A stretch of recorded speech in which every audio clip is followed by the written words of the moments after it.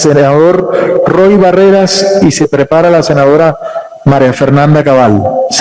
Senador Roy Barreras. Gracias, presidente.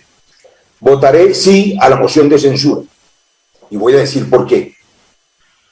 Esta es la crisis más profunda de la sociedad colombiana, probablemente desde la dictadura de Rojas Pinilla, y también la movilización más grande de la historia del país. Hay una nueva generación de colombianos que ha marchado exigiendo que no se les robe su futuro. 21 millones de pobres, que además, empobrecida la propia clase media, los empresarios que han perdido sus pequeños negocios con la pandemia, los que ya habían perdido el futuro desde antes de la pandemia, con la primera reforma tributaria que le regaló 12 billones de pesos a los megarricos y banqueros, pero se olvidó de esa renta básica que hemos exigido. Fue respondida a esa solicitud de alivio social con una reforma tributaria que incendió el país. Y entonces, ¿qué ocurrió? Que ante el reclamo popular legítimo de empleo, de ingresos, de renta básica, de educación para los jóvenes, se respondió con represión brutal. Y usted, señor ministro, la justificó desde el primer día, cuando repitió el dicho del presidente y del expresidente y del gobierno entero de que se trataba de terrorismo vandálico, el primer día, diciendo que centenares de miles de compatriotas que marcharon pacíficamente contra el desgobierno y contra la ineptitud y la indolencia eran terroristas vandálicos.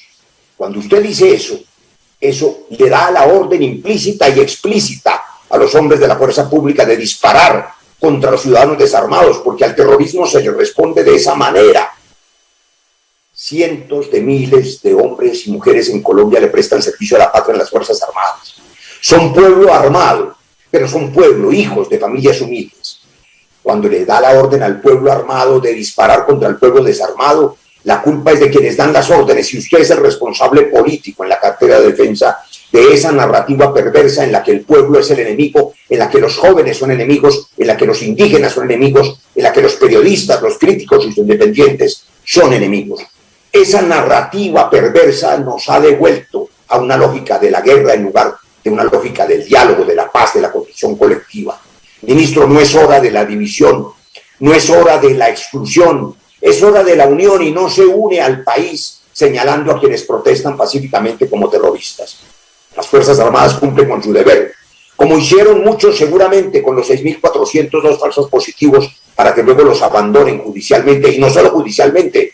Hace un par de días falleció uno de mis escoltas policiales, mi amigo querido, y ese amigo querido, José Herrera, murió de COVID porque los mandan ustedes a la calle y ni siquiera los vacunan. ¿Cuándo van a vacunar a los policiales de Colombia, que son esa primera línea del Estado?